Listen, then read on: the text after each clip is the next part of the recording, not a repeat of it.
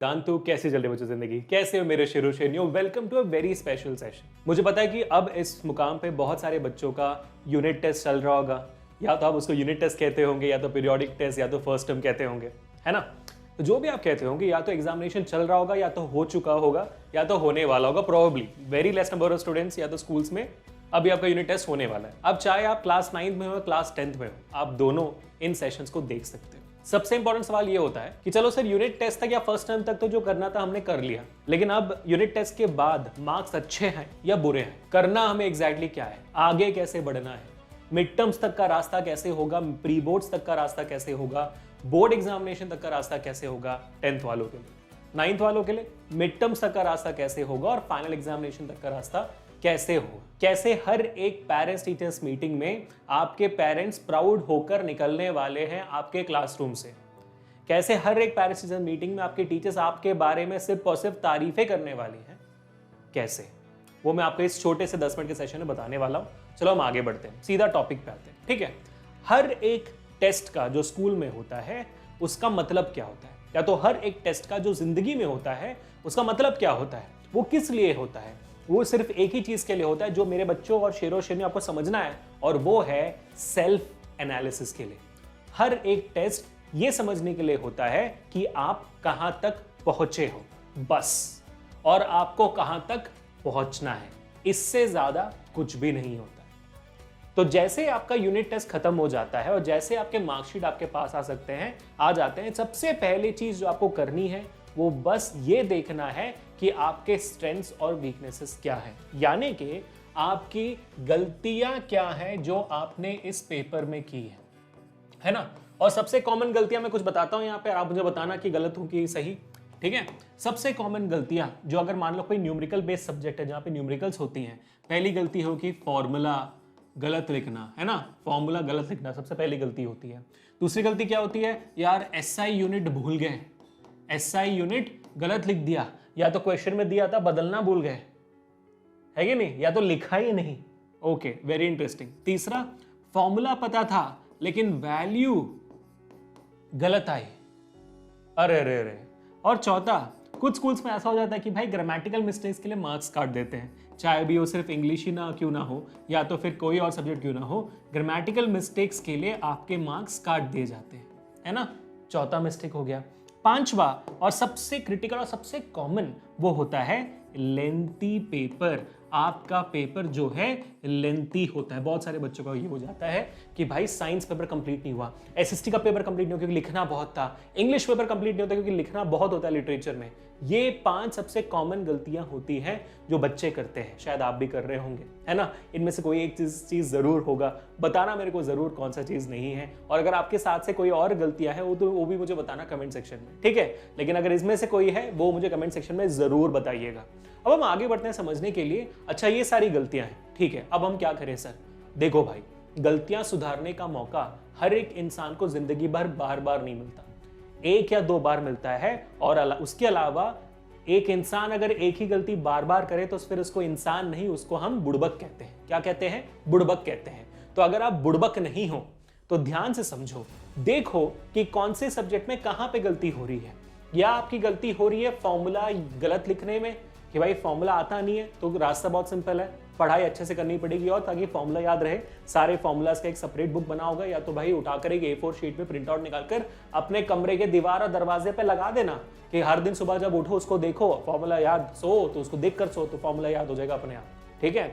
दूसरा, SI unit गलत लिखते हो, है एसआई यूनिट, तो अगली बार से क्वेश्चन ध्यान से पढ़ना कि भाई क्वेश्चन में सारी चीजें एसआई यूनिट में दिए हैं कि नहीं।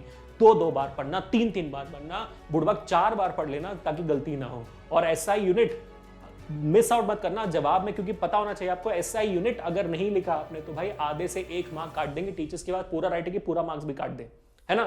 तो देख कर आना। इसके लिए सबसे बेस्ट तरीका ये होता है, हर एक एग्जाम के नेशन के बाद जब भी आप पेपर कर लेते हो, उस पेपर को वेरीफाई करना होता है, चेक करना होता है, रीचेक करना होता है कि भाई मैंने सारी चीजें लिखी हैं नहीं लिखी हैं, कहाँ कहाँ अंडरलाइन मारना है, कहाँ कहाँ कलरफुल तरीके से लिखना है, कहाँ कहाँ भाई बॉक्स बनाना है, वो सारी चीजें करनी होती है आपको। वहां पर कहाँ पे एक एक्स्ट्रा डायग्राम बना दे ज्यादा मार्क्स मिल जाए तो वो सारी चीजें रीचेक के दौरान होती है। और वही सारी चीजें वैल्यू गलत पुटअप किया उस दौरान भी इसी टाइम पे होती है। या तो क्वेश्चन ठीक से पढ़ो या तो रीचेक करो, ठीक है।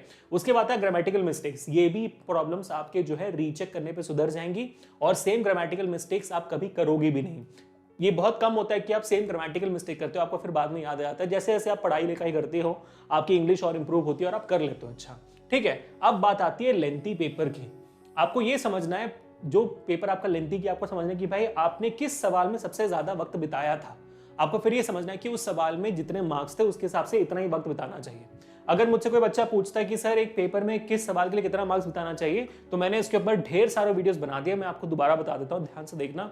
हर एक मार्क के, है ना, मैं यहाँ पे दिखा देता हूँ भाई, ठीक है, हर एक मार्क्स के सवाल, तो मैं यहाँ पे मार्क्स लिखता हूँ, मैं यहाँ पर टाइम लिखता हूँ। ध्यान से देखो बेटा, हर एक मार्क के सवाल में आपको सिर्फ 1 मिनट बिताना चाहिए। ठीक है, हर एक 2 मार्क के सवाल में आपको 2 से 3 मिनट बिताना चाहिए। हर एक 3 मार्क के सवाल में आपको 3 से 5 मिनट बिताना चाहिए।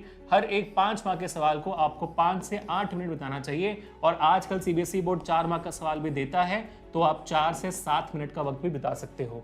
अगर आप ये वक्त फॉलो करोगे स्ट्रिक्टली, देखो सिंपल सी बात है, this is one of the reasons why a lot of students lose marks in board examinations और lose marks in 9th grade, कि उनका पेपर कंप्लीट नहीं होता और बच्चों के 10-10, 5-5, 15-15 मार्क्स से सवाल छूट जाते हैं। मेरे प्री बोर्ड में 15 मार्क के सवाल छूट गए थे भाई साहब, समझ रहे हो आप? तो सबसे बड़ी गलती हो जाएगी। लेकिन अगर आप ये टाइमलाइन अभी से फॉलो करोगे तो फिर आपको आदत लग जाएगी, है ना। अभी देखो जुलाई का महीना है, आपके पास अगस्त, सितंबर, अक्टूबर, नवंबर, दिसंबर, जनवरी, फरवरी, मार्च तक है बोर्ड एग्जामिनेशंस के लिए। और अगर आप 9th वाले, तो आपके पास फरवरी तक का मौका है। मिड टर्म्स के लिए भी आपके पास 2 महीने का वक्त है। आपको बस 21 डेज चाहिए होते हैं हैबिट फॉर्म करने के लिए। आपके पास इतना वक्त अभी भी है, तो आप अभी से अगर जब भी प्रैक्टिस करते हो क्वेश्चंस को, उसमें टाइमर लगा के फॉलो करोगे कि भाई 1 मार्क का सवाल है, मैं सिर्फ 60 सेकंड्स में करूंगा, भाई 2 मार्क का तो इतना, भाई 5 मार्क का तो इतना, तो आपकी आदत बन जाएगी, वो आदत क्रिएट हो जाएगा। वही बनाना है हमें, और ये फॉलो कर लोगे तो क्या होगा, आपका पूरा का पूरा पेपर 2 hours and 30 minutes, 2.5 घंटे में आपका पेपर खत्म हो जाएगा। आपका 3 घंटे का पेपर होता है, 2.5 घंटे में आपका पेपर खत्म हो जाएगा। और बाकी आपके पास आधा घंटा बचेगा to recheck your paper again and again and again, जब तक एक गलती ना निकल जाए। ठीक है, देखो याद रखना, रीचेक करने से आपके 4 से 5 मार्क्स एडिशनल बच जाते हैं, भूलना मत कभी भी। ठीक है बेटा, तो इन सारे आदतों को अपने अंदर लाना है, यही करना है आपको इसके आगे। ठीक है, अब कुछ और एडिशनल पॉइंट्स मैं आपको बताना चाहता हूं जो प्रोबेबली इस एंगल से कभी आपने सोचा नहीं होगा और इस एंगल से कभी किसी ने आपको यूट्यूब पर बताया भी नहीं होगा। ठीक है, तो ये एंगल मैं आपको बताता हूं, थोड़ा सा डिफिकल्ट होगा आपको अंडरस्टैंड करने में, थोड़ा सा डिफिकल्ट होगा आपको एग्री करने में और करने के लिए भी, बट आई वुड सजेस्ट कि यार कर लो, बहुत काम आएगा। फॉर एग्जाम्पल, ये मेरे सामने आप देख सकते हो 8 बॉक्सेस हैं। ये 8 बॉक्सेस बहुत क्रिटिकल है। इनमें से कुछ चीजें बहुत कॉमन है जो बोलते चलते सब लोग बोल देते हैं, कुछ चीजें कॉमन नहीं है। फॉर एग्जाम्पल, ध्यान से देखना बेटा और डाइजेस्ट कर लो इसको, पचा लो, चबा लो, पचा लो। करना है ये क्या है भाई, सबसे पहले फ्रेंडली कॉम्पिटिशन विद पियर्स। अपने दोस्तों से एक फ्रेंडली कॉम्पिटिशन करना शुरू करो। क्यों? क्योंकि कभी कभी कॉम्पिटिशन एक अच्छा पुश देती है, लेकिन अगेन जैसा कहा, वो फ्रेंडली कॉम्पिटिशन होना चाहिए। अगर भाई टॉक्सिक कॉम्पिटिशन हुआ तो फिर दोनों के लिए खराब है। मान लो आपका बेस्ट फ्रेंड है, मान लो आपके बहुत सारे दोस्त हैं, है ना बेटा, तो आप क्या करोगे, आप उसको बोलो कि यार तुम भी मेरे साथ करो पढ़ाई अच्छे से, देखते हम में से कौन ज्यादा मार्क्स लाता है या तो इसके पास ज्यादा नॉलेज है। तो एक फ्रेंडली कंपटीशन होती है ना, वो फ्रेंडली कंपटीशन अच्छा होता है, वो आपको भी ग्रोथ देता है, वो आपके दोस्त को भी ग्रोथ देता है। देखो लेकिन 9th and 10th में ये सब कोई सोचता नहीं है, होता है इसलिए क्योंकि भाई हो सकता है कोई बताने वाला ना हो। अब आप वो नहीं बोल पाए क्योंकि अभिषेक सर ने बता दिया आपको। तो प्लीज मेरी आप लोगों से रिक्वेस्ट होगी कि भाई अपने दोस्तों को साथ में लाओ। देखो हमेशा याद रखना, हमेशा इस बात को याद रखना कि अगर ठीक है, एक मछली को आप चिड़िया के घोंसले में पालोगे, एक मछली को अगर आप चिड़िया के घोंसले में पालोगे और जिंदगी भर ये बोलकर पालोगे कि वो चिड़िया है, वो चिड़िया है, वो चिड़िया है, तब भी वो उड़ नहीं पाएगी। समझ रहे हो? तो अपने सही दोस्तों को चुनना बहुत जरूरी है, सही दोस्तों के साथ रहना बहुत जरूरी है। ठीक है, please make sure that you are understanding it very deeply. तो बेटा ये बहुत इंपॉर्टेंट है, इसको याद रखना। ठीक है, अब आगे बढ़ते हैं। रीडिंग एग्जामिनर्स रिपोर्ट्स, ये मैंने तो आपको बता दिया कि अपने पेपर को दोबारा चेक करना। ठीक है, अब तीसरा, reduce time on social media. ये तो सबसे कॉमन है भाई, कम कर लो अच्छा हो जाएगा। बट देख लो यार, मैंने एक्चुअली एक वीडियो बनाई हुई है कि how to reduce down the क्या कहते हैं, कैसे हम अपना डिस्ट्रैक्शन कम कर सकते हैं। आप यूट्यूब पे सर्च कर सकते हो, मैंने डिटेल में बताया हुआ है कि कैसे कैसे आप कम कर सकते हो। चेकआउट करके देखो एक बार, यू विल फाइंड आउट कि भाई एडिक्शन को कैसे रोका जाता है। You will find that video, check it up, ठीक है। बट एनी हाउ, इस पर बहुत सारे वीडियोस बन चुके हैं। अब ये मेरे लिए सबसे सबसे सबसे ज्यादा इंपॉर्टेंट है, having 7 to 8 hours of sleep. ये मेरे ख्याल से भाई एक टर्निंग पॉइंट होता है बहुत सारे बच्चों के लिए। देखो आप समझो इस बात को, आप साइंटिफिकली समझो। आप साइंस पढ़ रहे हो ना 10th तक, कम से कम इस बात को साइंटिफिकली समझो। देखो एज अ चाइल्ड, अडल्ट तो छोड़ो, अडल्ट को 6 घंटे 7 घंटे काफी होते हैं, लेकिन एज अ चाइल्ड आपको 7 से 8 घंटे की नींद जरूरी होती है, नेसेसरी होती है। अगर मान लो ये 7 से 8 घंटे इसलिए आपको नींद नहीं मिलती है, तो नींद ना मिलने के कारण आप इरिटेट होंगे, ठीक है, आपको गुस्सा ज्यादा आएगा, इससे आपके रिलेशनशिप्स बिगड़ेंगे अपने पेरेंट्स के साथ। आप भी कभी कभी महसूस करते होंगे भाई मैं बेकार इरिटेट, मैं चिल्ला क्यों ना पापा पे, मम्मी पे क्यों चिल्ला रहा हूं, मैं क्या कर दिया उन्होंने ऐसा, दोस्तों पे चिल्ला रहे हैं कभी कभी, क्यों गुस्सा आ रहा है, क्योंकि आप इरिटेटेड हो। क्यों इरिटेट हो, नींद नहीं आई ठीक से। आपको रीजन समझ नहीं आता क्यों हो रहे हो आप, बट क्योंकि आपको नींद नहीं आई ठीक से, ठीक है। एंग्री हो जाते हो, रिलेशनशिप बिगड़ते हैं, और साथ ही साथ इस इरिटेशन में और एंगर में बहुत वक्त चला जाता है, टाइम वेस्ट होता है, ठीक है, जिस वजह से आप और इरिटेट होते हो और गुस्सा करते हो, और उस वजह से फिर आपको और नींद नहीं आती।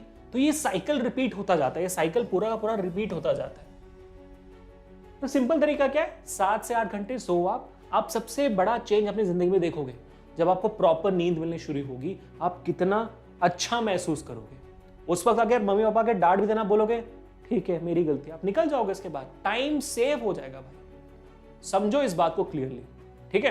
अब हम आगे बढ़ते हैं, इस बात को और ध्यान से देखो, ठीक है। अब हम आगे बढ़ते हैं टू अंडरस्टैंड कि यार टीचर्स फीडबैक कितना इंपॉर्टेंट है।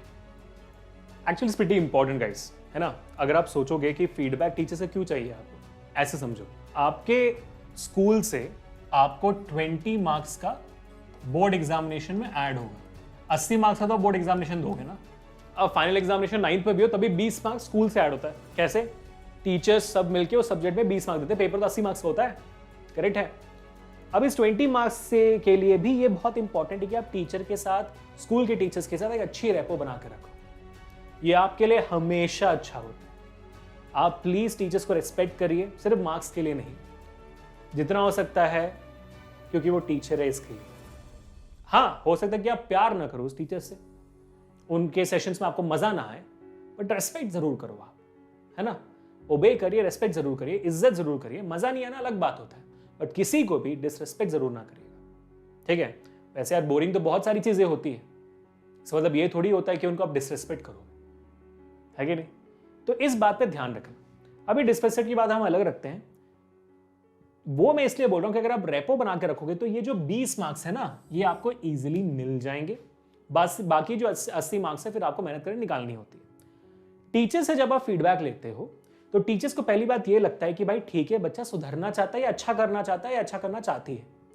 तो टीचर फिर उनको समझाती है और धीरे धीरे आपके साइड लेती हैं, आपका साइड आते हैं, वो आपसे सिंपैथेटिक होते हैं, आपको समझाते हैं कि ये सब चीजें आप कर सकते हैं। तो आप जरूर टीचर से फीडबैक जरूर लीजिएगा, ठीक है।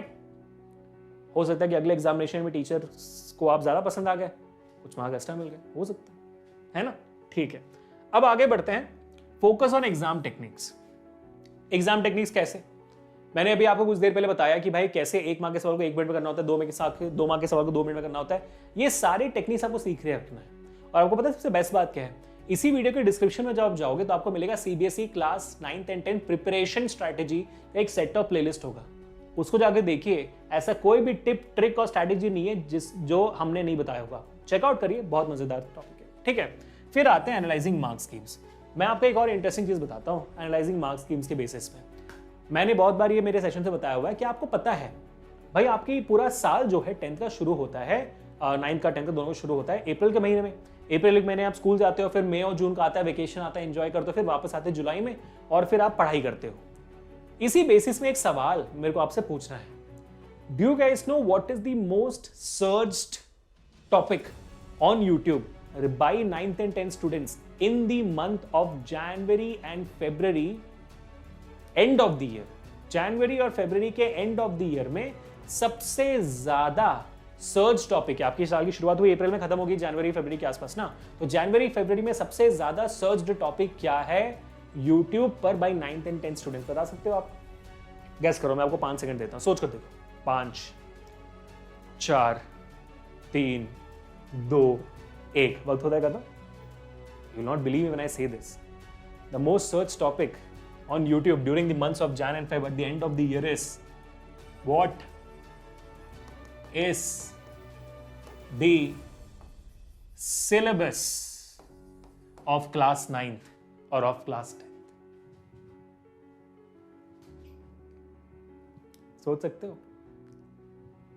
ये गलती कृपया करके आप मत करना प्लीज। आपका सिलेबस क्या है, आपके इंपॉर्टेंट टॉपिक्स क्या हैं, आपके इंपॉर्टेंट क्वेश्चंस क्या हैं, कितने मार्क्स के सवाल किस चैप्टर से आते हैं, ये सारी चीजें समझ कर जरूर रखिएगा। और इनफैक्ट ये हम करते भी हैं। हमारे हर एक चैप्टर की शुरुआत से पहले हम एक इंट्रोडक्शन और ब्लूप्रिंट सेशन करते हैं, जहां पे उस चैप्टर से रिलेटेड हम सारे टॉपिक क्या कौन कौन सा है, कितने सवाल उसमें से आते हैं, सारे बोर्ड एग्जाम के क्वेश्चन, साथ में उनके मार्क्स कितने, और सब हम क्लियरली बताते हैं। तो प्लीज उस इंट्रोडक्शन सेशन को देखिएगा, इस साल भी हमने किया हुआ है, उसका लिंक भी डिस्क्रिप्शन में, ठीक है। तो ये सारी चीजें करने से थोड़ा बहुत आपका इंप्रूवमेंट हो सकता है बेटा, बट हाउएवर जो मैंने आपको इसके पहले बताया था वो सबसे ज्यादा इंपॉर्टेंट है। There is nothing else but to analyse yourself कि आप कहां पे गलतियां कर रहे हो, बस ये आप एनालाइज कर लेना। और बाकी यहाँ पे मैंने छोटे मोटे और चीजें आपको बता दी, ठीक है बेटा। That's all for today and that is all you need to do after your 10th grade और 9th ग्रेड यूनिट टेस्ट और पीरियोडिक टेस्ट और first term. There is a request, ये बहुत इंपॉर्टेंट है मेरे लिए, मैं दिल से बात करने वाला आप लोगों के लिए, पूरा सुनना। इस टेस्ट के बाद 3 तरीके के बच्चे होते हैं। पहला, जिनको अच्छे मार्क्स आते हैं, खुश होते हैं, आगे बढ़ते हैं। दूसरा, जिनके मार्क्स अच्छे नहीं आते हैं फिर भी इजी लेकर मैं अगले बार कर लेंगे, आगे बढ़ जाते हैं। तीसरे, जिनको अच्छे मार्क्स नहीं आते हैं और फिर वो डिप्रेशन में जाते हैं। हो सकता है क्योंकि 9th में उनके मार्क्स बहुत अच्छे आते थे, या तो फिर parental pressure, peer pressure, teacher pressure, कुछ भी हो सकता है। तो बेटा जो भी कैटेगरी में आप हो, प्लीज इस तीसरी कैटेगरी में ना हो, क्योंकि वो एक साइकिल बना देता है। आप डिप्रेशन में जाओगे, आपका और वक्त जाएगा और आपके मार्क्स कम होंगे और डिप्रेशन में जाओगे। नहीं, प्लीज, ऐसा कोई भी प्रॉब्लम नहीं है जो 10th ग्रेड में आप लोग मेहनत करके सॉल्व नहीं कर सकते, सब कर सकते। आप बस, मैंने आपको प्रॉमिस किया, आप बस हमारे सेशन देख लिया कर लो यार। आप हमारा यूट्यूब चैनल खोलो, छोड़ दो आप कोई भी और यूट्यूब चैनल जाकर आप बस उनके सेशंस देख लिया करो। स्कूल्स में बस सिर्फ क्लासेस को ध्यान से देख लिया करो, आप अच्छे मार्क्स से पास होगे, मेरी गारंटी है। बट किसी भी बात को लेकर हार मत मानना मेरे शेर और शेरनियों, वही बस मैं सह नहीं पाऊंगा, ठीक है। हार नहीं मानने का है, यही कमेंट्स में स्पैम कर देना। मिलते हैं नेक्स्ट सेशन में। Until this, Abhishek signing off. Enjoy your life, stay home, stay safe, stay strong, and I will catch you guys in next session. Peace, people.